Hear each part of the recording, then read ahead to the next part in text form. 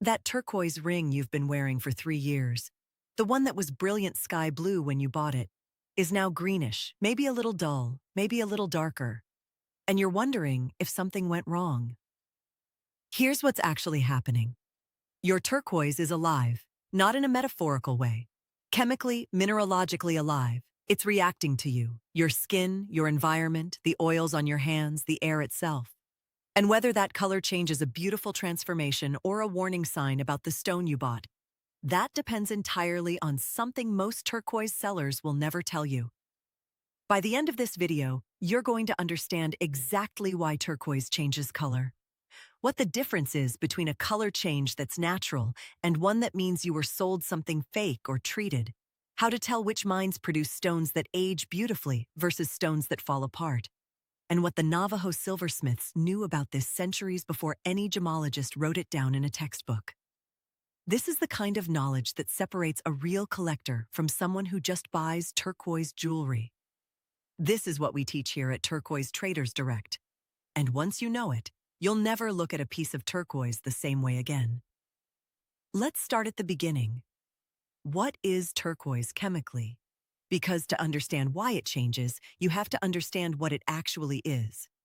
Turquoise is a hydrated copper aluminum phosphate. That word hydrated is the key. It means water is literally part of the crystal structure of the stone. Turquoise is not a hard, sealed, inert gem like a diamond or a sapphire. It's porous, it breathes, it absorbs. And that's not a flaw. That's its nature.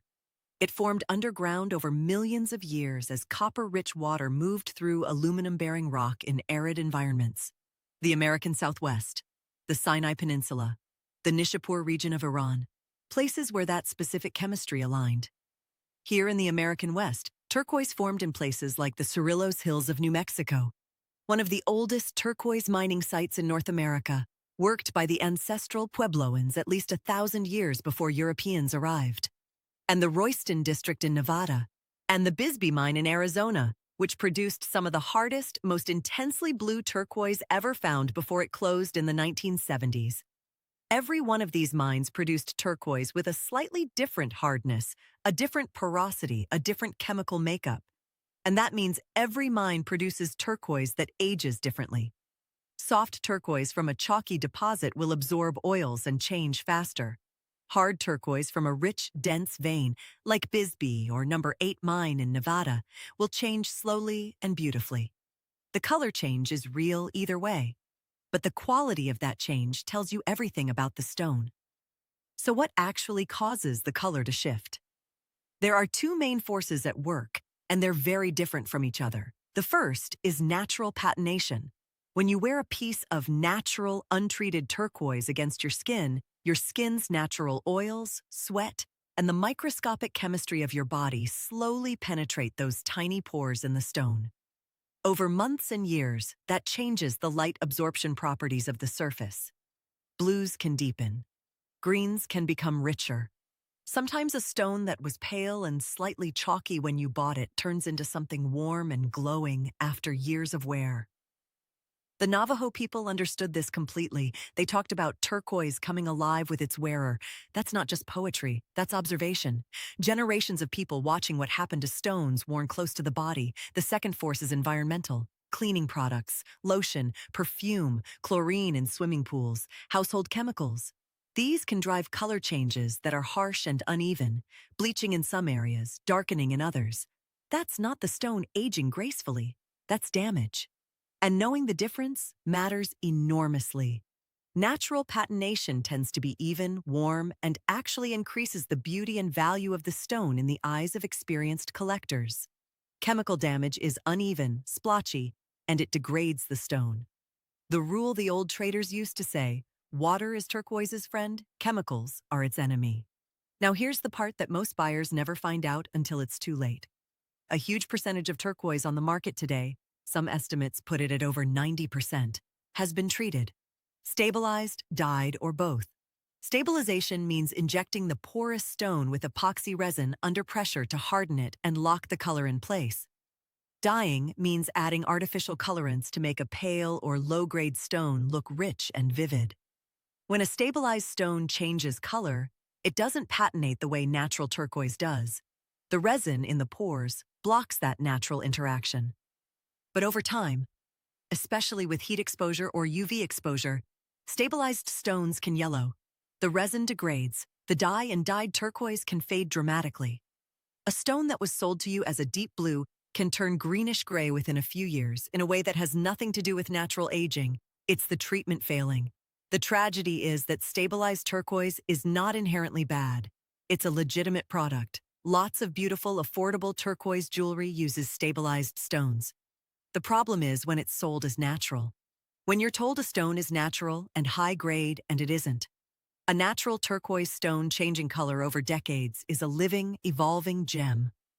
A treated stone degrading is just a product failing, and you can only tell the difference if you know what you bought in the first place, which is exactly why we always disclose treatment status on every single piece we carry.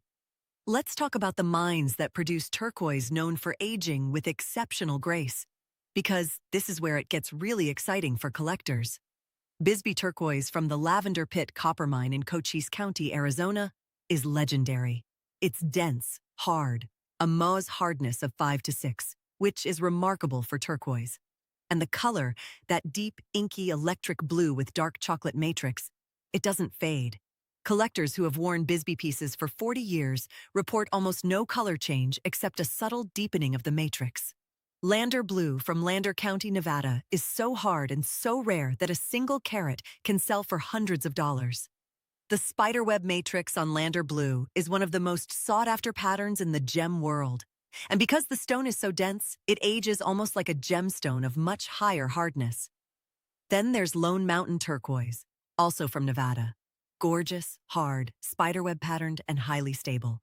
Contrast those with soft, chalky turquoise from low-grade deposits, sometimes called chalk turquoise. Beautiful color, right out of the ground, but porous to the point where it absorbs almost anything it touches. Chalk turquoise without stabilization will change color fast and dramatically, which is exactly why most of it is stabilized before it ever reaches a jeweler. Knowing your mine means knowing how your stone will age. It means buying with confidence instead of just hoping. And if a seller can't tell you what mine a stone came from, that's information you deserve to have before you spend your money. So here's what you now know that most people don't. Turquoise changes color because it's porous and chemically alive. And that's actually what makes it extraordinary. Natural stones patinate beautifully over time. Treated stones can degrade. The mine origin tells you how the stone will age. And the difference between a natural color change and a chemical one is the difference between a gem gaining soul and a product losing value. At Turquoise Traders Direct, we are obsessed with this stuff. Every stone we carry, we know it's mine, we know its treatment status, and we tell you, because that's how we'd want to be treated as buyers. If you want to go deeper on any of this, how to spot treated turquoise, which mines are still producing, how to care for your stones, subscribe right now, because we cover all of it right here, and drop your questions in the comments. Seriously. If you have a piece that's changing color and you're not sure what's happening, ask us. We love this conversation.